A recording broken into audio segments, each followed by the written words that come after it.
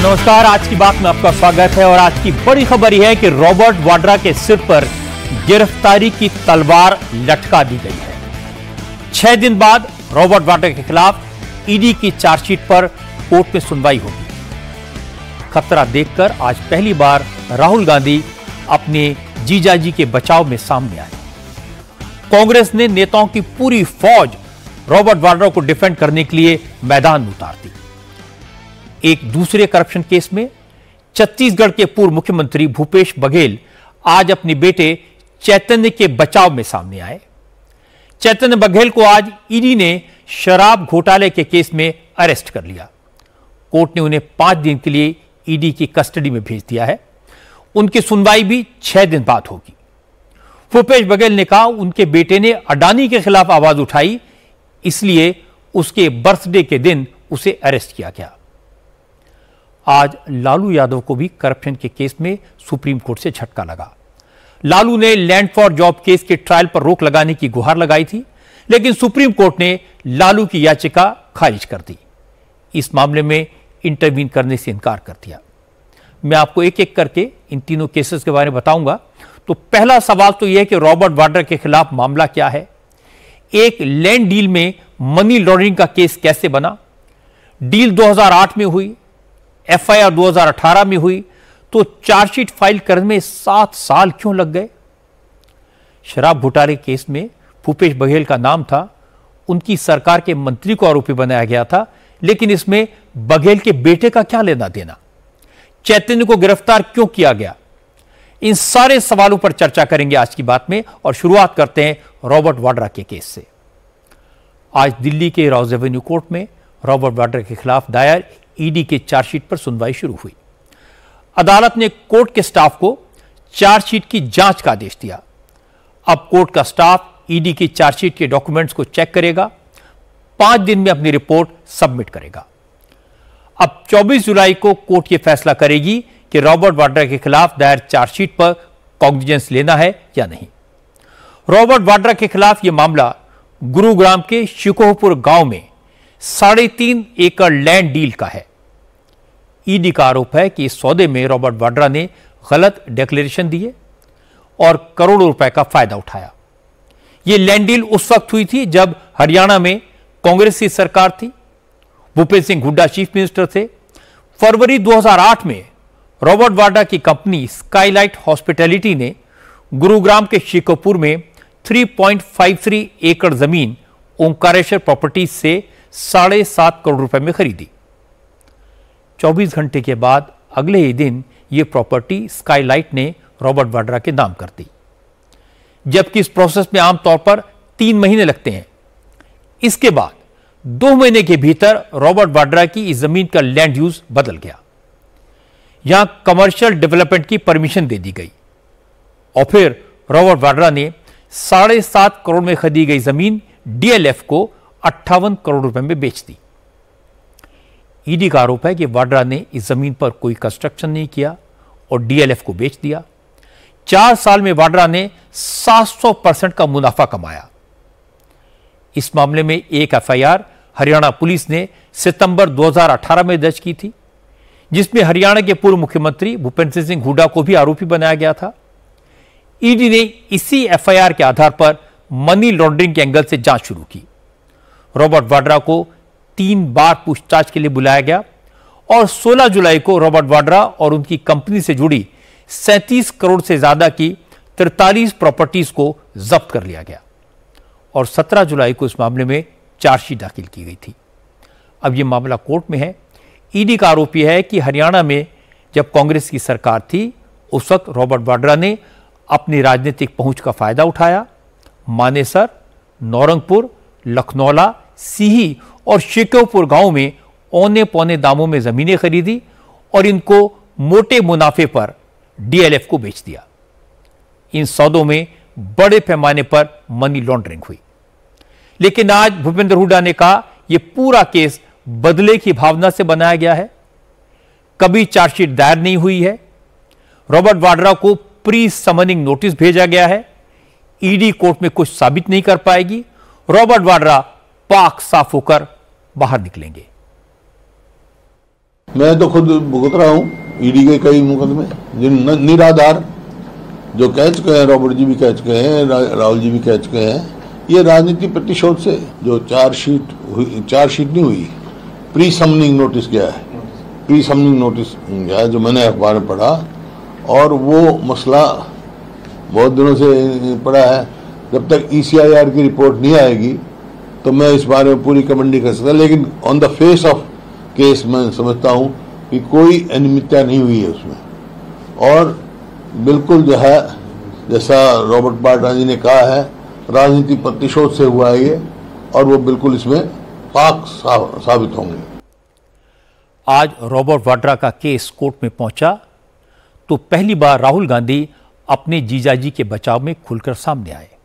राहुल गांधी ने ट्विटर पर लिखा कि उनके ब्रदर इन लॉ को पिछले 10 साल से राजनीतिक साजिश का शिकार बनाया जा रहा है। ईडी के चार्जशीट भी उसी साजिश का हिस्सा है। राहुल गांधी ने कहा कि आज जब सरकार रॉबर्ट वाड्रा, प्रियंका और उनके बच्चों को परेशान कर रही है तो पूरी मजबूती के साथ अपनी बहन और उनके परिवार के साथ खड़े हैं। पूरा परिवार अपने आत्मसम्मान के साथ इस चुनौती का सामना करेगा। राहुल गांधी ने तो ये सारी बातें ट्विटर पर लिखी, कैमरे के सामने आकर कुछ नहीं कहा, लेकिन कांग्रेस के तमाम नेताओं के बयान आए। सुप्रिया श्रीनेत ने कहा, सरकार 11 साल से रॉबर्ट वाड्रा के पीछे पड़ी है, सारी एजेंसियों से जांच करा ली, 11 साल में पहली चार्जशीट फाइल की है, इस चार्जशीट की हवा भी कोर्ट में निकल जाएगी। 11 साल पहले जब मोदी सरकार सत्ता में आई तो उन्होंने आते ही इस पूरे केस की गहन जांच शुरू करी, और ईडी को 11 साल लगे चार्जशीट दाखिल करने में। सर्वप्रथम तो मैं ये कहना चाहती हूँ, इससे ज्यादा राजनीतिक प्रतिशोध का, पॉलिटिकल विच हंट का दूसरा कोई केस हो तो जरूर बताइएगा। और इस केस की असलियत यह है कि इस केस में सर्वप्रथम एक जांच आयोग गठित हुआ, उसको कोर्ट ने स्टे किया, फिर एक FIR लॉन्च हुई, फिर एक SIT खट्टर सरकार ने गठित करी। जब उसकी रिपोर्ट इनकंक्लूसिव आई तो एक पुनर्गठित करी गई SIT, और उसके बाद भी इस मूल द प्रेडिकेट ऑफेंस में कुछ भी गलत नहीं पाया गया। और अब आप राजनीतिक प्रतिशोध के चलते ये चार्जशीट कर रहे हैं, ये कोर्ट में मामला है, इसका जो कानूनी कार्रवाई होगी वो होगी। लेकिन जो भी प्रियंका गांधी जी को या उनके परिवार को जानता है वो ये जरूर जानता होगा कि वो इन गीदड़ भभकियों से, धमकियों से, इस राजनीतिक षड्यंत्र से डरने वाली नहीं है। वो लगातार आपकी विफलताओं के लिए आपको जवाबदेह बनाती रही हैं और आगे भी बनाती रहेंगी। लेकिन मोदी सरकार जिस प्रतिशोध की राजनीति से ED, CBI, इनकम टैक्स का इस्तेमाल कर रही है वो अब सर्वविदित है और पूरी दुनिया के सामने है। पूरी तरह से 13 साल पहले जमीन बिक चुकी, 11 साल से केस चल रहा है, ईडी अब जाके चार्जशीट दाखिल कर रही है, FIR, SIT, जांच आयोग सब कुछ होने के बाद कुछ गलत पाया नहीं जा रहा है, तो कलई तो ईडी की खुल रही है। ये बात तो सही है कि मामला कोर्ट में है, फैसला कोर्ट को करना है, लेकिन सवाल है कि लैंड डील के केस में मनी लॉन्ड्रिंग की बात कहां से आई। तो ये मैं आपको बता दूं कि ईडी का आरोप है कि रॉबर्ट वाड्रा को गुरुग्राम की लैंड डील में जो मोटा पैसा मिला वो उन्होंने लंदन में इन्वेस्ट किया। इसके लिए आर्म्स डीलर संजय भंडारी को फ्रंट बनाया। ईडी ने संजय भंडारी के खिलाफ 2020 में पहली और 2023 में दूसरी चार्जशीट दायर की थी, जिसमें एक आरोप यह भी है कि संजय भंडारी ने लंदन में बॉर्डन स्ट्रीट और ब्रैंस्टन स्क्वायर में 2 मकान खरीदे, लेकिन ये दोनों प्रॉपर्टी असल में रॉबर्ट वाड्रा की बताई गई हैं। इनके रेनोवेशन के लिए पैसे भी रॉबर्ट वाड्रा ने संजय भंडारी को दिए। संजय भंडारी के खिलाफ 2016 में इनकम टैक्स ने जांच शुरू की, जिसके बाद वो लंदन भाग गया। इसी महीने यानी 5 जुलाई को दिल्ली की एक अदालत ने संजय भंडारी को एब्सकॉन्डर, आर्थिक अपराधी घोषित किया और 14 जुलाई को ईडी ने संजय भंडारी के साथ कारोबारी रिश्तों को लेकर रॉबर्ट वाड्रा से भी पूछताछ की थी। अब सरकार संजय भंडारी के एक्स्ट्राडिशन की कोशिश कर रही है। ईडी गुरुग्राम की लैंड डील के अलावा रॉबर्ट वाड्रा के बीकानेर में जमीन सौदों की जांच भी की जा रही है। कानून मंत्री अर्जुन राम मेघवाल ने कहा कि बीकानेर में हर कोई जानता है कि रॉबर्ट वाड्रा ने जमीन घोटाला किया। अब ईडी को गुरुग्राम के केस में रॉबर्ट वाड्रा के खिलाफ पुख्ता सबूत मिले होंगे, इसलिए चार्जशीट दाखिल की गई है। अर्जुन राम मेघवाल ने कहा, मामला कानूनी है, इसे सियासी रंग तो कांग्रेस दे रही है, बेहतर होगा कि रॉबर्ट वाड्रा कानून का सामना करें। मैं बीकानेर से आता हूं, राजस्थान से। बीकानेर में यह आम चर्चा है कि इन्होंने किसानों की जमीनें सस्ती दर पे खरीदी और मुनाफा कमाने के लिए महंगी दर पे बेची। आप बीकानेर में जाकर के किसी को भी पूछोगे ना, तो हर आदमी कहेगा कि यहां जमीन घोटाला में रॉबर्ट वाड्रा ने बदमाशी की, गड़बड़ की, पैसे कमाए। जब वो आते थे उनके एजेंट, तो यहां अधिकारियों को धमकाते थे। सरकार कांग्रेस की थी तो रेड कारपेट बिछा करके उनका स्वागत करते थे, अधिकारी भी कहते हैं। जब बीकानेर में ये आम चर्चा है तो उसकी जांच हुई होगी, ईडी ने पाया होगा मामला चार्जशीट दाखिल करने लायक है। ऐसी जांच हरियाणा में हुई होगी तो उनको फेस करना चाहिए ना ईडी को। वो पॉलिटिसाइज क्यों कर रहे हैं इस विषय को? रॉबर्ट वाड्रा के डिफेंस में जो कहा जा रहा है वो भी सुनने की जरूरत है। प्रॉपर्टी का सेल और परचेज इलीगल कैसे हो सकता है? जमीन खरीदने बेचने में क्रिमिनल ऑफेंस कैसे हो सकता है? क्या चेंज ऑफ लैंड यूज का लाइसेंस रॉबर्ट वाड्रा को दिया गया? क्या रॉबर्ट वाड्रा ने स्टैंप ड्यूटी का कोई इवेजन किया? रॉबर्ट वाड्रा का कहना है इन सारे सवालों के जवाब ना में हैं। लैंड और लाइसेंस दोनों डीएलएफ के पास हैं, तो इसमें फिर रॉबर्ट वाड्रा का क्राइम क्या है? लेकिन रॉबर्ट वाड्रा ने यह नहीं बताया कि उनके और डीएलएफ के बीच क्या कनेक्शन है। डीएलएफ ने रॉबर्ट वाड्रा पर इतनी मेहरबानी क्यों की? वाड्रा ने सिर्फ 4 साल में जमीन बेचकर 700% मुनाफा कमाया। क्या यह सच नहीं कि रॉबर्ट वाड्रा ने धोखे से जमीन खरीदी, फर्जी दस्तावेज दिए, सरकार में अपनी पहुंच का इस्तेमाल करके लैंड यूज चेंज करवाया और डीएलएफ ने बड़े प्यार से 7.5 करोड़ की जमीन 58 करोड़ में खरीद ली? क्या यह सच नहीं है कि लंदन के 2 फ्लैट्स रॉबर्ट वाड्रा के हैं, बेनामी हैं? अगर नहीं है तो इन फ्लैट के रेनोवेशन का खर्चा रॉबर्ट वाड्रा ने क्यों उठाया? अब यह कहने का क्या मतलब कि पॉलिटिकल वेंडेटा है? अब तो जांच पूरी हो चुकी, मामला कोर्ट के सामने है। क्राइम के घेरे में राहुल गांधी के जीजाजी रॉबर्ट वाड्रा भी हैं और डीएलएफ भी, और तलवार दोनों के सिर पर लटकी है। कांग्रेस के लिए दूसरी बुरी खबर छत्तीसगढ़ से आई। शराब घोटाले के आरोप में आज एनफोर्समेंट डायरेक्टोरेट ने पूर्व मुख्यमंत्री भूपेश बघेल के बेटे चैतन्य बघेल को गिरफ्तार कर लिया। कोर्ट ने चैतन्य बघेल को 5 दिन के लिए ईडी की कस्टडी में भेज दिया। ईडी का आरोप है कि 2018 से 2023 के दौरान जब भूपेश बघेल छत्तीसगढ़ के मुख्यमंत्री थे, तब राज्य में 2000 करोड़ से ज्यादा का शराब घोटाला किया गया। इस घोटाले में भूपेश बघेल की सरकार में एक्साइज मिनिस्टर रहे कवासी लखमा, कारोबारी अनवर ढेबर और पूर्व आईएएस अधिकारी अनिल टुटेजा शामिल थे। शराब घोटाले की काली कमाई को चैतन्य बघेल की रियल एस्टेट कंपनियों के जरिए व्हाइट मनी में बदला गया। इसलिए आज चैतन्य बघेल को गिरफ्तार किया गया। ईडी का दावा है कि भूपेश बघेल की सरकार के वक्त स्टेट मार्केटिंग कॉरपोरेशन जो भी शराब खरीदता था, उसके एवज में शराब बनाने वाली कंपनियों से मोटा कमीशन लिया जाता था। ईडी का यह भी इल्जाम है कि उस दौरान छत्तीसगढ़ की सरकारी शराब की दुकानों से कच्ची शराब बेची जाती थी, जिसका कोई रिकॉर्ड नहीं रखा जाता था और सारा पैसा लिकर सिंडिकेट के हाथ में चला जाता था। शराब कंपनियों से रिश्वत लेकर उनको फिक्स मार्केट शेयर दिए जाते थे, जिससे वो कार्टेल बनाकर मनमानी कीमत पर शराब बेचते थे।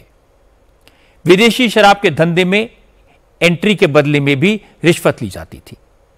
ईडी का आरोप है कि चैतन्य बघेल भी इस काली कमाई के पार्टनर थे, इसलिए चैतन्य बघेल को भी मनी लॉन्ड्रिंग के केस में आरोपी बनाया गया है। इस मामले में पहली एफआईआर छत्तीसगढ़ के एंटी करप्शन ब्यूरो ने दर्ज की थी, जिसमें पूर्व आबकारी मंत्री कवासी लखमा समेत 70 लोग आरोपी बनाए गए थे। इसके बाद इस मामले में ईडी की एंट्री हुई। इस केस में ईडी अब तक 205 करोड़ रुपए की संपत्ति जब्त कर चुकी है और पूर्व मुख्यमंत्री भूपेश बघेल से कई बार पूछताछ की गई है।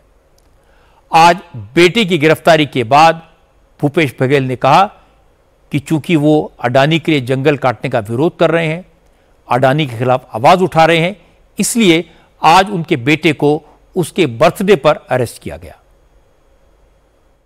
पिछले समय मेरा जन्मदिन था तो मेरे सलाहकार और मेरे ओएसडी गिरफ्तार किया गया। आज मेरे बेटे का जन्मदिन है, उस दिन को किया गया। उस समय भी सत्र चला था तो मुझे तो रोक दिया गया था, पिछले सत्र में नहीं आने दिया गया था। इस समय सत्र में आने दिया गया। अडानी के जो पेड़ कटाई चल रहा है इसके विरोध में पूरे कांग्रेस पार्टी लड़ाई लड़ रही है और दबाव पूरे सरकार में है, प्रशासनिक तंत्र में है और विपक्ष को दबाने के लिए ये रणनीति अपनाई गई है। 81 लखनऊ भी टारगेट किया, देवेंद्र यादव को टारगेट किया, अभी मेरे बेटे को टारगेट कर रहे हैं। इसका मतलब ये दबाने की कोशिश कि कोई आवाज़ अडानी के खिलाफ ना बोल सके। हम लोग डरने वाले नहीं हैं, न डरेंगे, न झुकेंगे, न टूटेंगे। भूपेश बघेल की बेटी की गिरफ्तारी के खिलाफ कांग्रेस के कार्यकर्ताओं ने रायपुर में बड़ी तादाद में ईडी के ऑफिस में प्रदर्शन किया और उन्होंने बीजेपी सरकार और ईडी के खिलाफ नारे लगाए। लेकिन छत्तीसगढ़ सरकार के मंत्री केदार कश्यप ने कहा, कांग्रेस के नेता शोर मचाकर प्रेशर बनाने की कोशिश कर रहे हैं। बीजेपी सरकार किसी भी तरह के प्रेशर में नहीं आएगी। अगर भूपेश बघेल और उनके बेटे ने घोटाला किया तो जवाब भी देना पड़ेगा। प्रेशर क्रिएट नहीं किया जा रहा है। पूरी तरीके से सरकार किसी भी तरीके से कोई दबाव में नहीं है और ये विष्णुदेव साई जी की सरकार है, ये कांग्रेस की सरकार नहीं है। और जहाँ तक ईडी की कार्रवाई का मामला है तो ईडी अपनी कार्रवाई कर रही है। ईडी कोई ये तो नहीं है कि सरकार के कहने पे चले। और इससे पहले भी उनसे पूछताछ हुई थी और ये शक के दायरे में है तो और उन विषयों को लेकर के उनको स्पष्ट करना चाहिए। छत्तीसगढ़ में शराब घोटाला 2022 में सामने आया था। पिछले असेंबली इलेक्शन में भूपेश बघेल के खिलाफ यह बड़ा इशू बना। उस वक्त बघेल ने कहा था यह सारा ड्रामा चुनाव में बीजेपी को फायदा पहुंचाने के लिए रचा गया। चुनाव हुए, सरकार बदल गई, पर पिछले 1.5 साल से भूपेश बघेल हर दूसरे दिन यह बयान देते थे कि शराब घोटाले का क्या हुआ, अब तक उसमें कुछ निकला क्यों नहीं, अगर कोई सबूत था तो कोई एक्शन क्यों नहीं हुआ। आज एक्शन हो गया, बेटी की गिरफ्तारी हो गई, तो यही भूपेश बघेल कह रहे हैं कि यह सब बदले की कार्रवाई है। लेकिन मामला कोर्ट में है और अदालत में दूध का दूध और पानी का पानी हो जाएगा। आज करप्शन के केस में लालू यादव की मुश्किलें भी और बढ़ गई। लैंड फॉर जॉब केस में आज लालू यादव को सुप्रीम कोर्ट से झटका लगा। लालू ने सुप्रीम कोर्ट से इस मामले के ट्रायल पर रोक लगाने की मांग की थी, जिसे आज सुप्रीम कोर्ट ने खारिज कर दिया। सुप्रीम कोर्ट ने कहा इस मामले की सुनवाई हाई कोर्ट में चल रही है, इसलिए फिलहाल वो इसमें इंटरव्यू नहीं करेगा, यानी कि ट्रायल चलता रहेगा। हालांकि लालू की अपील पर सुप्रीम कोर्ट ने हाई कोर्ट को इस मामले की सुनवाई तेजी से करने और जल्द से जल्द केस का निपटारा करने का निर्देश दिया। इसके साथ साथ सुप्रीम कोर्ट ने लालू यादव को ट्रायल कोर्ट में पेशी से छूट भी दी। कोर्ट ने कहा लालू यादव की उम्र और उनकी स्वास्थ्य को देखते हुए ट्रायल के दौरान उन्हें पर्सनली कोर्ट में पेश होने की जरूरत नहीं होगी। लालू को भले कोर्ट से पेशी में छूट मिल गई हो, लेकिन कोर्ट में केस तो चलेगा और जब जब हियरिंग होगी तो लैंड फॉर जॉब की चर्चा भी होगी। बिहार में चुनाव सिर पर है, करप्शन केस की बात होगी, नुकसान तेजस्वी को होगा। लालू यादव इसी सियासी नुकसान से बचना चाहते थे, इसीलिए सुप्रीम कोर्ट गए थे, लेकिन सुप्रीम कोर्ट ने उनकी उम्मीदों पर पानी फेर दिया। आज प्रधानमंत्री नरेंद्र मोदी ने भी लैंड फॉर जॉब स्कैम का जिक्र किया। मोदी आज बिहार में थे। प्रधानमंत्री ने मोतिहारी में करीब 7,500 करोड़ रुपए के डेवलपमेंट प्रोजेक्ट्स का उद्घाटन और शिलान्यास किया। 4 नई अमृत भारत ट्रेनों को हरी झंडी दिखाई। इसके बाद मोदी ने कहा आज बिहार में विकास इसलिए हो रहा है क्योंकि बिहार के लोगों ने गरीबों का हक मारने वालों को सत्ता से दूर रखा। मोदी ने कहा कि पिछले 11 साल में उनकी सरकार ने गरीबों के लिए बिहार में 60 लाख से ज्यादा घर बनाए, लेकिन आरजेडी के लोग तो नौकरी देने के नाम पर जमीन लिखवा लेते थे। जब आरजेडी की सरकार थी तो घर मिलना तो दूर, लोग इस डर से अपने घरों की रंगाई पुताई भी नहीं करवाते थे कि वो अपराधियों की नजर में ना आ जाएं। आरजेडी और कांग्रेस के राज में विकास पर ब्रेक था। गरीब का पैसा गरीब तक पहुंचना असंभव था। जो शासन में थे उनमें बस यही सोच थी कि कैसे गरीब के हक का पैसा लूट ले। आप लोगों ने इस धरती को आरजेडी और कांग्रेस की बेड़ियों से मुक्त किया, असंभव को संभव बनाया। पिछले 11 वर्षों में पीएम आवास योजना के तहत देश में गरीबों के लिए 4 करोड़ से ज्यादा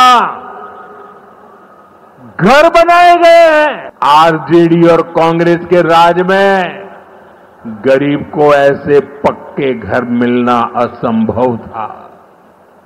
जिन लोगों के राज में लोग अपने घरों में रंग रोगन तक नहीं करवाते थे, डरते थे कि अगर रंग रोगन हो गया तो पता नहीं कि मकान मालिक को ही उठवा लिया जाएगा। ऐसे आरजेडी वाले कभी आपको पक्का घर नहीं दे सकते। जो लोग रोजगार देने के नाम पर आपकी जमीनें अपने नाम लिखवा लेते हैं, आरजेडी के वो लोग आपको कभी रोजगार नहीं दे सकते।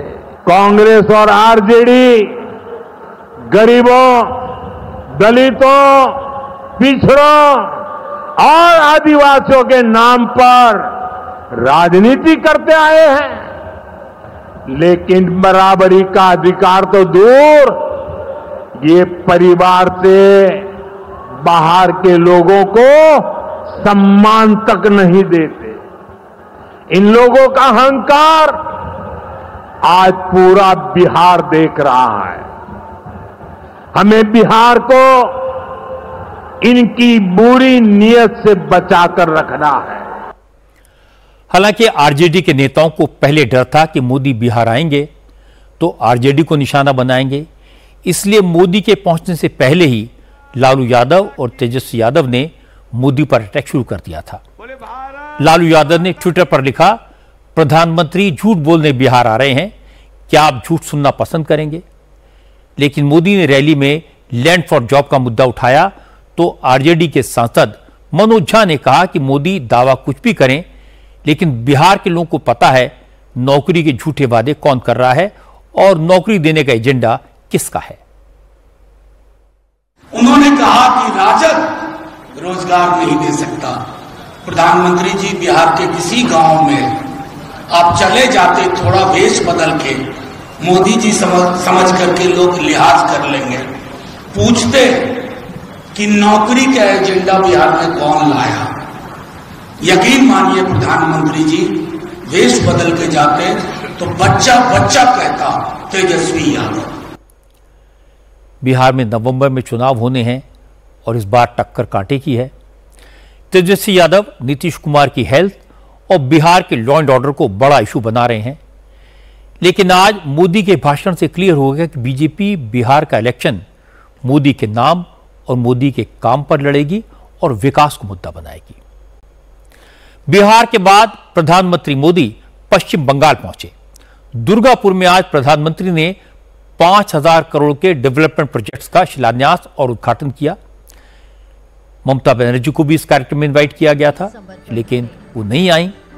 क्योंकि सरकारी प्रोग्राम था, इसलिए यहां तो मोदी ने कोई पॉलिटिकल बात नहीं की। लेकिन इसके बाद बीजेपी के रैली में मोदी ने एक के बाद एक जबरदस्त हमले ममता बनर्जी, उनकी सरकार और उनकी पार्टी पर किए। मोदी ने कहा उन्होंने बंगाल के लिए बड़े सपने देखे हैं। बीजेपी बंगाल का विकास चाहती है, लेकिन ममता बनर्जी की तृणमूल कांग्रेस विकास के रास्ते में दीवार बनकर खड़ी हो गई है। जब तक ये दीवार नहीं गिरेगी तब तक बंगाल का विकास नहीं हो सकता। बीते दशकों में जो स्थितियां यहां पैदा की गई हैं, वो बंगाल में निवेश विरोधी है, नौकरी विरोधी है। जहां मुर्शिदाबाद जैसे दंगे होते हो, छोटी छोटी बातों पर हिंसा हो जाती हो और पुलिस एक तरफा कार्रवाई करे,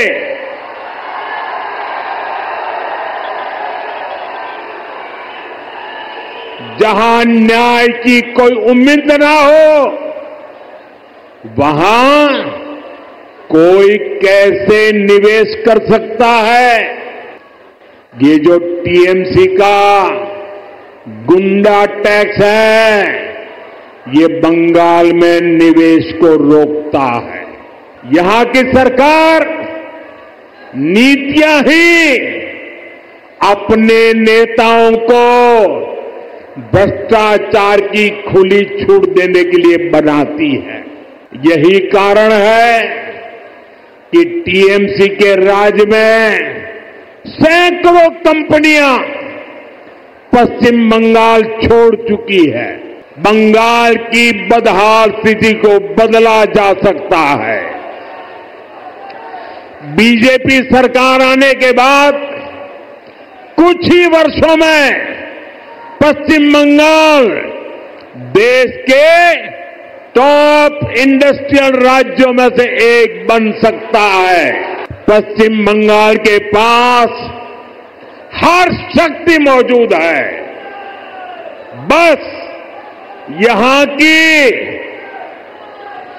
टीएमसी सरकार बंगाल के विकास के आगे दीवार बनकर खड़ी है। जिस दिन टीएमसी सरकार की दीवार बंगाल में गिरी, उसी दिन से बंगाल विकास की नई तेजी पकड़ लेगा। टीएमसी की सरकार जाएगी तभी असली परिवर्तन आएगा। इसके बाद मोदी ने कानून व्यवस्था और बहन बेटियों के साथ जुल्म के मुद्दे पर बात की।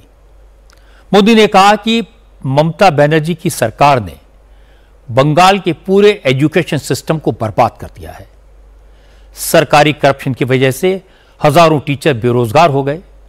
मोदी ने कहा कि मां माटी मानुष की बात करने वाली ममता बनर्जी के राज में न व्यापारी सुरक्षित हैं, न कारोबारी, और बेटियों के साथ तो हॉस्पिटल्स और कॉलेजों में अत्याचार हो रहे हैं और सरकार बेटियों की इज्जत लूटने वाले गुंडों को बचाने में लगी है।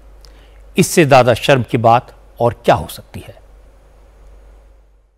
मां माटी मानुष की बात करने वाली पार्टी की सरकार में बेटियों के साथ जो अन्याय हो रहा है, वो पीड़ा भी देता है और आक्रोश से भर भी देता है। पश्चिम बंगाल में अस्पताल भी बेटियों के लिए सुरक्षित नहीं है और आप सबने देखा है जब यहां डॉक्टर बेटी के साथ अत्याचार हुआ तो कैसे टीएमसी सरकार अपराधियों को बचाने में जुट गई।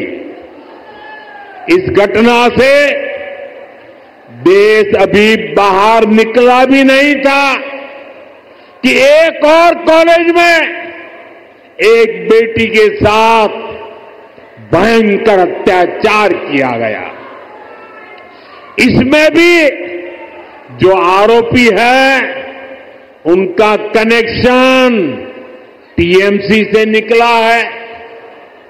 टीएमसी के बड़े नेता मंत्री आरोपियों के बजाय पीड़ित को ही दोषी ठहराते रहे। ऐसे कई उदाहरण हैं जो टीएमसी की निर्ममता के साक्षी है। हमें मिलकर के बंगाल को इस निर्ममता से मुक्ति दिलानी है। 2 दिन पहले ममता बनर्जी ने बीजेपी पर बांग्ला बोलने वाले बंगालियों को डिटेंशन सेंटर्स में डालने का इल्जाम लगाया था। आज मोदी ने इसका जवाब दिया। उन्होंने कहा कि बीजेपी ने बांग्ला को राष्ट्रीय भाषा का दर्जा दिया। बीजेपी ने हमेशा बांग्ला संस्कृति और बांग्ला पहचान का सम्मान किया, लेकिन ममता बनर्जी बांग्ला की आड़ में घुसपैठियों को बचाने की कोशिश करती हैं, बंगाल की डेमोग्राफी बदलने की कोशिश कर रही हैं, लेकिन कोई घुसपैठिया बचेगा नहीं, सबको खोज खोज कर बाहर निकाला जाएगा, ये मोदी की गारंटी है। यहां टीएमसी ने अपने स्वार्थ में पश्चिम बंगाल की पहचान को भी दांव पर लगा दिया है। इसके लिए यहां घुसपैठ को बढ़ावा दिया जा रहा है, घुसपैठियों के फर्जी कागज बनाए जा रहे हैं। इसका एक पूरा इकोसिस्टम यहां डेवलप किया गया है। तुष्टीकरण के लिए टीएमसी हर हद पार कर रही है। ये देश के संविधान को संवैधानिक संस्थाओं को भी चुनौती दे रहे हैं। टीएमसी अब उनके समर्थन में खुलकर उतर आई है। जो भारत का नागरिक नहीं है, फिर से सुन लीजिए, जो भारत का नागरिक नहीं है, जो घुसपैठ करके आया है, उसके साथ भारत के संविधान के तहत न्याय सम्मत कार्रवाई होती रहेगी। बंगाल की अस्मिता के खिलाफ होने वाली किसी भी साजिश को बीजेपी कामयाब नहीं होने देगी। ये आपको मोदी की गारंटी है। अब मैं आपको इस मामले में तृणमूल कांग्रेस का पक्ष सुनवाता हूं। तृणमूल के नेता मोदी का भाषण बहुत ध्यान से सुन रहे थे। जैसे ही प्रधानमंत्री की रैली खत्म हुई, कुणाल घोष और चंद्रिमा भट्टाचार्य मीडिया के सामने आए। चंद्रिमा भट्टाचार्य ने कहा, बंगाल में बेटियां सुरक्षित हैं, आरजी कर मामले की जांच तो सीबीआई कर रही है, मोदी को बताना चाहिए कि सीबीआई की जांच में क्या निकला। इसके बाद कुणाल घोष ने मोर्चा संभाला। उन्होंने कहा, जब जब मोदी ने बंगाल में परिवर्तन का नारा दिया है, तब तब उनकी हार हुई है। इस बार भी बीजेपी के जीतने का कोई चांस नहीं है। कुणाल घोष ने कहा कि घुसपैठियों की बात करके मोदी ने सेल्फ गोल कर दिया। अब उन्हें अमित शाह से इस्तीफा मांगना चाहिए, क्योंकि घुसपैठियों को रोकने की जिम्मेदारी तो अमित शाह की है। ये जो प्रधानमंत्री जी कहा है घुसपैठियों, ये तो सेम साइड गोल है, क्योंकि पूरा देश का बॉर्डर तो उनकी जमींदारी है। उनको तो अमित शाह जी को फोकस करना चाहिए। आज हमने देखा बंगाल में दूसरा कोई परिवर्तन का बात तो है नहीं, लेकिन प्रधानमंत्री जी के अंदर में कोई परिवर्तन हो गया। उसका पूरा स्पीच में एक बार भी जय श्री राम नहीं बोला उन्होंने, और जय मां दुर्गा, जय मां काली, ये उन्होंने बोल दिया। परिवर्तन परिवर्तन परिवर्तन बोलते बोलते बंगाल में तो परिवर्तन नहीं हुआ। परिवर्तन जो हो रहा है डेवलपमेंट का ममता जी का हाथ से ही हो रहा है, लेकिन खुद परिवर्तित हो गया। क्यों हुआ, कैसे हुआ, इसका आंसर में ही छुपा हुआ है बंगाल का अंदर की बात।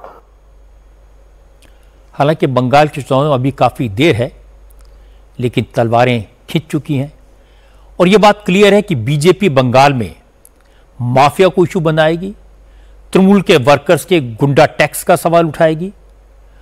बंगाल के विकास में इसे बाधा बताएगी, बंगाल में गैर कानूनी तरीके से रहने वाले बांग्लादेशियों और रोहिंग्या को बाहर निकालने की बात करेगी। ये सारे ममता बनर्जी के वीक पॉइंट्स हैं। दूसरी तरफ ममता बनर्जी बंगालियों की बात करेंगी, बंगाल की अस्मिता का प्रश्न उठाएंगी और बंगाल की संस्कृति और बांग्ला पहचान को बड़ा इशू बनाएंगी। पिछले चुनाव में बीजेपी ने इन बातों पर ध्यान नहीं दिया था, लेकिन आज के नरेंद्र मोदी के भाषण से लगा कि वो लोगों को बताएंगे कि बीजेपी ने बांग्ला संस्कृति और बांग्ला पहचान को सम्मान देने के लिए क्या क्या किया। इसलिए इस बार मुकाबला और भी इंटरेस्टिंग होगा। अब बात करते हैं उत्तर प्रदेश की। आज योगी आदित्यनाथ ने उन लोगों को चेतावनी दी जो नाम बदलकर कांवड़ यात्रा में घुसते हैं, मजहब छिपाकर हिंदू बनकर कांवड़ियों को बदनाम करते हैं, परेशान करते हैं। असल में आज मुरादाबाद में कांवड़ियों के लिए लगे कैंप में श्रद्धालुओं ने एक लड़के को पकड़ा जो अपना नाम कपिल बता रहा था। उसके हाथ पर ओम का टैटू भी था, लेकिन जब जांच की गई तो उसका नाम फैज निकला। फैज कपिल बनकर कांवड़ियों के भंडारे में घुसा था। कांवड़ियों का कहना है कि लड़का खाने को अपवित्र करने की कोशिश कर रहा था, इसलिए उन्होंने उसे पकड़ा और असलियत सामने आने पर पुलिस के हवाले कर दिया। अच्छी बात यह रही कि कांवड़ियों ने इस लड़के के साथ कोई मारपीट नहीं की, बात पुलिस तक पहुंचा दी। इसीलिए योगी आदित्यनाथ ने कहा कि कांवड़ यात्रा को बदनाम करने की कोशिश हो रही है, कांवड़ियों को उपद्रवी, आतंकवादी कहा जा रहा है। यह सनातनी आस्था का अपमान है, इसे बर्दाश्त नहीं किया जाएगा। योगी आदित्यनाथ आज वाराणसी में थे।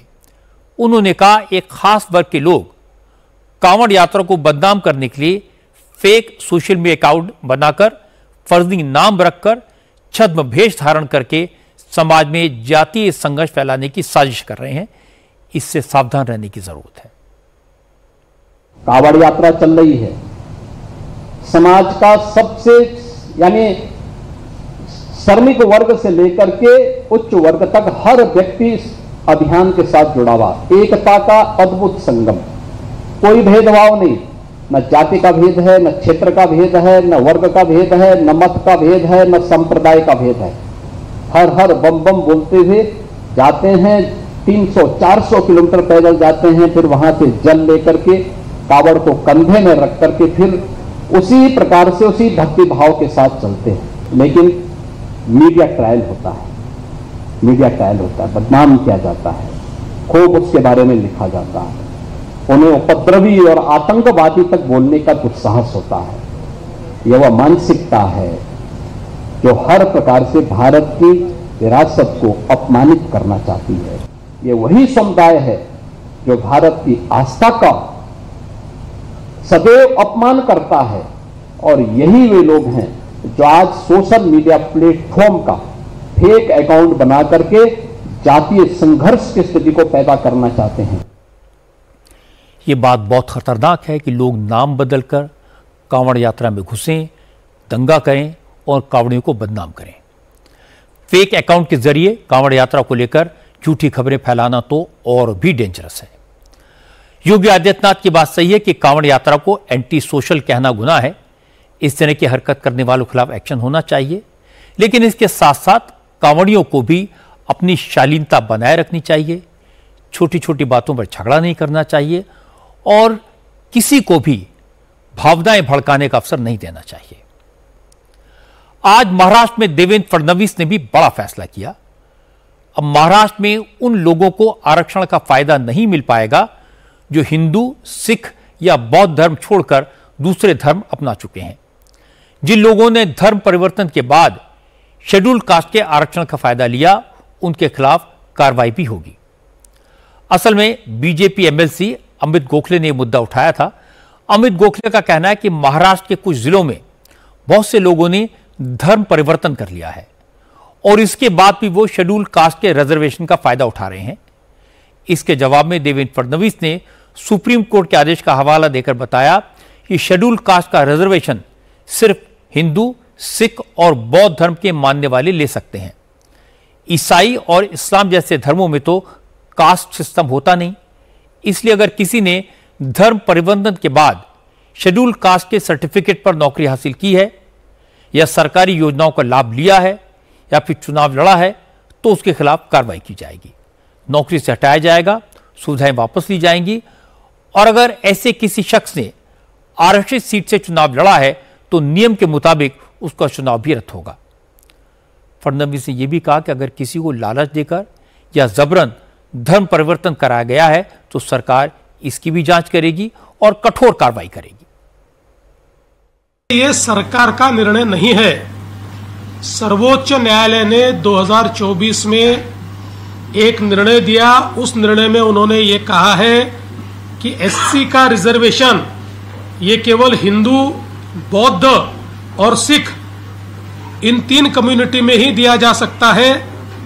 कोई अगर अपना धर्म बदलता है तो उसको ये रिजर्वेशन नहीं दिया जा सकता। धर्म बदलने के बाद उसका एससी स्टेटस ये समाप्त होता है।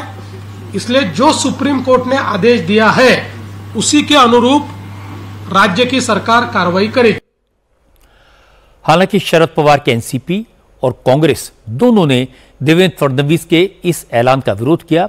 जयंत पाटिल ने कहा यह फैसला भविष्य में लागू हो तो ठीक है, लेकिन जो लोग जन्म से ही शेड्यूल कास्ट थे, अगर उन्होंने आरक्षण का लाभ लेने के बाद धर्म बदला, उनकी नौकरी छीनना तो अन्याय होगा। वो जन्म से अगर उस जात में जन्मे हैं और उस जाति को हम आरक्षित रखे हैं और उसके बाद में उन्होंने जॉब मिला और बाद में उन्होंने अगर ईसाई धर्म स्वीकार किया तो मुझे लगता है कि इतनी कड़ी सजा उनको देने की आवश्यकता नहीं है। आप इसके बाद में निर्णय करो और इसके बाद जो ये फैसला करो कि इसके आगे अगर कोई ऐसे धर्म परिवर्तन करेंगे तो जिस जाति के कारण वो नौकरी में आए वो नौकरी ले नहीं पाएंगे, यानी नौकरी कर नहीं सकेंगे, ऐसा ऐलान करो। लेकिन किसी के पेट पे लात मारना ठीक नहीं है। लेकिन कांग्रेस ने तो सरकार की नीयत पर सवाल उठाया। असलम शेख ने कहा अगर सरकार वाकई में गंभीर है तो ऐसे नेताओं पर भी कार्रवाई करे जिन्होंने दूसरे धर्म या जाति के लोगों से शादी की और शादी के बाद भी रिजर्व सीट से चुनाव लड़कर सांसद और विधायक बन गए।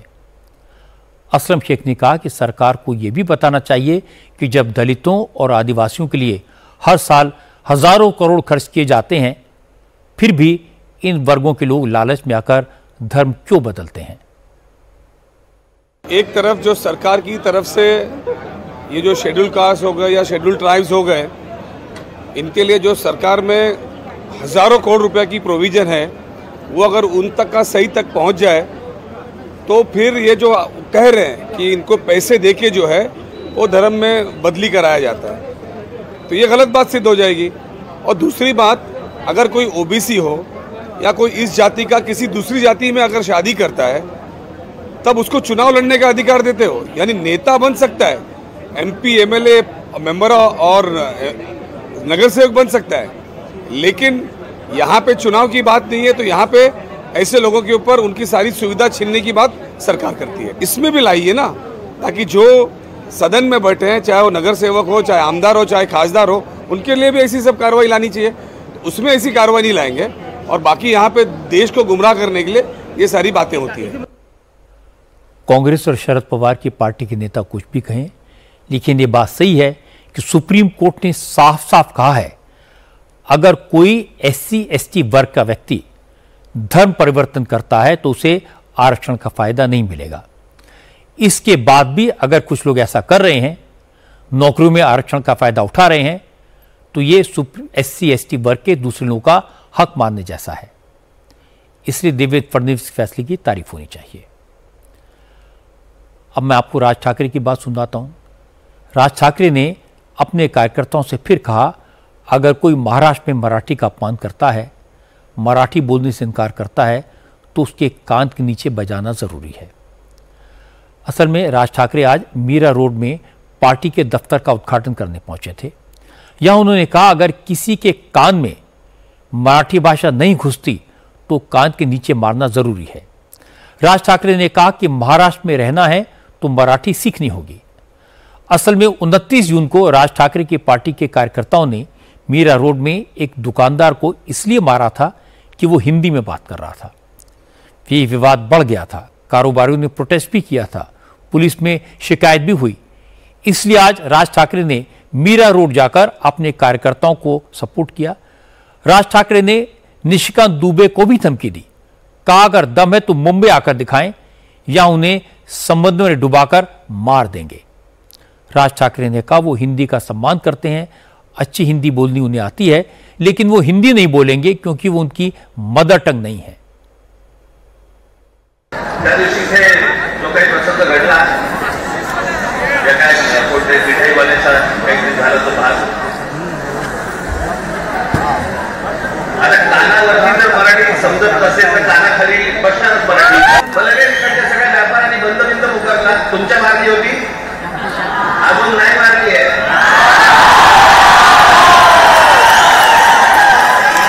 विषय समजून न घेता काय झाले माहिती नसताना कुठच्या तरी राजकीय पक्षाच्या दबावाखाली येऊन जर तुम्ही हे असले बंद करणार असाल, तुम्हाला काय वाटलं मराठी व्यापारी नाहीये?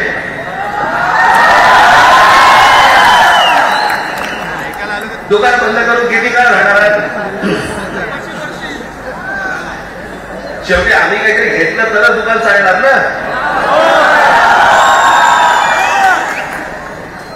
महाराष्ट्रामध्ये राहताय, शांतपणे राहा, मराठी शिका। आमचं काही वावडं नाहीये, तुमच्याशी काही भांडण नाहीये, पण मस्ती करणार असा इथे तर महाराष्ट्राचा धडका बसणार म्हणजे बसणार। राज ठाकरे लोकप्रियता हासिल करने के लिए इस तरह के जहरीले बयान पिछले 13 साल से दे रहे हैं, लेकिन उनकी पार्टी का भला नहीं हुआ, क्योंकि महाराष्ट्र के लोगों की फितरत ऐसी नहीं है, न ये महाराष्ट्र का कल्चर है। किसी के साथ मार पिटाई करने वालों को महाराष्ट्र के लोग कभी सपोर्ट नहीं करते। इसीलिए राज ठाकरे की पार्टी को महाराष्ट्र की जनता का सपोर्ट नहीं मिलता। आतंकवाद के खिलाफ लड़ाई में आज भारत को बहुत बड़ी सफलता मिली है। अमेरिका ने पहलगाम हमले की जिम्मेदारी लेने वाले दी रेसिस्टेंट फ्रंट पर पाबंदी लगा दी है। अमेरिका के विदेश मंत्रालय ने टीआरएफ को फॉरेन टेररिस्ट ऑर्गेनाइजेशन और स्पेशली डेजिग्नेटेड ग्लोबल टेररिस्ट संगठन घोषित कर दिया है।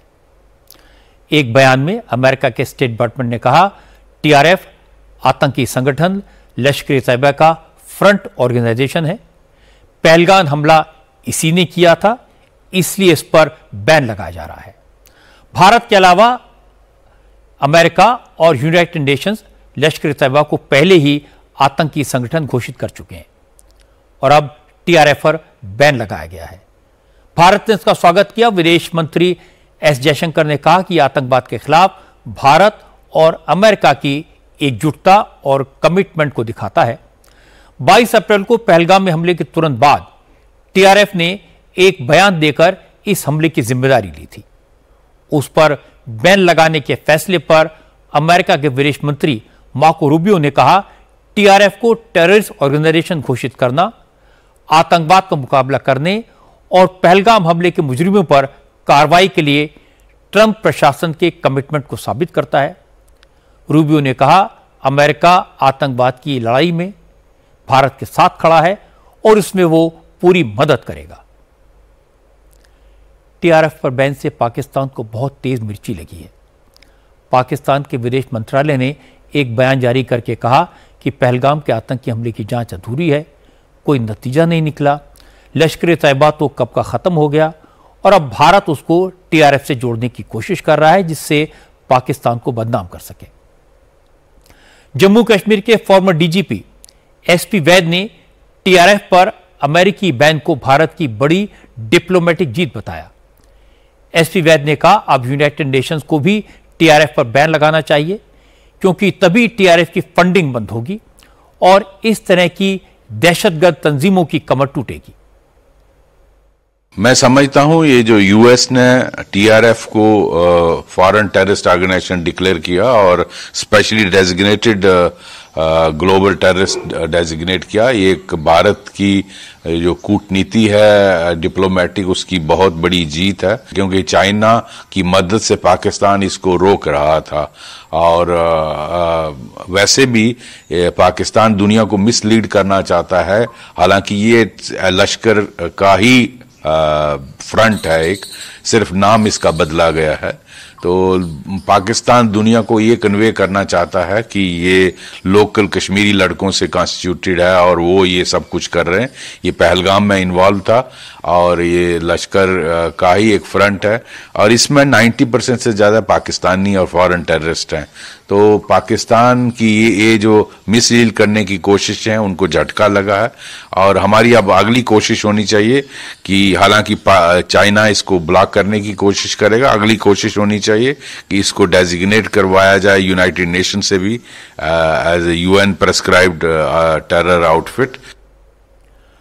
कुछ बातें तो बिल्कुल क्लियर हैं। टीआरएफ ने पहलगाम के आतंकी हमले की जिम्मेदारी ली थी। पाकिस्तान ने अपनी नेशनल असेंबली में टीआरएफ का बचाव किया था। यूनाइटेड नेशंस की सिक्योरिटी काउंसिल में पाकिस्तान ने पूरी ताकत लगाई थी कि टीआरएफ का नाम लिस्ट में ना आए। अब अमेरिका को समझ आया है कि टीआरएफ लश्कर तैयबा का ही दूसरा नाम है, उसका फ्रंट है, प्रॉक्सी है। और यह सुनकर पाकिस्तान को मिर्ची लगी। जहां तक भारत का सवाल है, अमेरिका ने टीआरएफ पर पाबंदी लगाई है। यह भारत की बड़ी जीत है। यह पहलगाम के आतंकवादी हमले में पाकिस्तान के हाथ होने का सबूत है। जो भारत पहले दिन से कह रहा था उसे आज अमेरिका ने एक्सेप्ट किया। कोई बात नहीं, देर आए दुरुस्त आए। अब मैं आपको एक इंटरेस्टिंग खबर बताता हूं, कर्नाटक के मंगलुरु से आई है। मंगलुरु पुलिस ने एक ऐसे शातिर ठग को गिरफ्तार किया है जो शानदार महल में रहता था, सिर्फ अमीरों को ठगता था। इस ठग का नाम है रोशन सल्दाना। रोशन सल्दाना बड़े बड़े बिजनेसमैन से अब तक 40 करोड़ रुपए से ज्यादा की ठगी कर चुका है। रोशन सल्दाना का फॉर्मूला सिंपल था, कारोबारियों से कांटेक्ट करता था, लोन दिलवाने, जमीनों के सौदे करवाने की बात करके उन्हें फंसाता था और एडवांस के नाम पर पैसा लेकर संपर्क खत्म कर देता था। एक व्यापारी की शिकायत पर पुलिस ने आधी रात को रोशन सल्दाना के घर पर रेड की, लेकिन जब पुलिस उसके घर पहुंची तो उसका घर देखकर हैरान रह गई। रोशन सल्दाना के घर में तहखाना था, गुप्त दरवाजे थे, सीक्रेट चैम्बर्स मिले और काली कमाई को छिपाने का पूरा इंतजाम था। उसके घर के अंदर शान शौकत का हर सामान मौजूद था। पुलिस को उसके घर से विदेशी शराब, शैंपेन की बोतल्स, 3 से 5 लाख रुपए के दुर्लभ सजावटी पौधे भी मिले, जिससे वे लोगों को इंप्रेस करने के लिए रखा रहा था।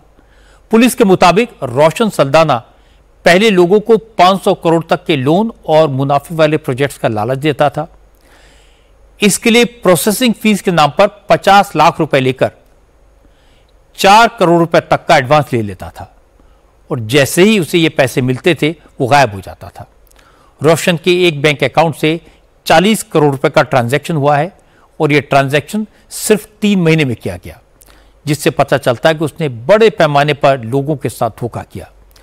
पुलिस अब यह पता लगा रही है कि अब तक उसने कितने लोगों को अपने जाल में फंसाया और कैसे उन्हें चूना लगाया। इसके अलावा इस बात की भी जांच की जा रही है कि कहीं मनी लॉन्ड्रिंग जैसे मामलों से उसका कोई संपर्क तो नहीं। अब सवाल है कि एक शातिर ठग ने इतना बड़ा महल खड़ा कर लिया, सीक्रेट चैम्बर्स बनवा लिए, एक के बाद एक लोगों को ठगता रहा और पुलिस को कानो कान खबर नहीं हुई। हम ये कब तक सुनते रहेंगे कि फिल्मों की तरह पुलिस सबसे आखिर में आती है जब विलेन और उसके साथी क्राइम करके भाग चुके होते हैं। आज की बात में इतना ही। मेरी आपसे अगली मुलाकात कल रात 10 बजे आपकी अदालत में होगी, जहां मेरे साथ आपको मिलेंगे एक सरप्राइज गेस्ट।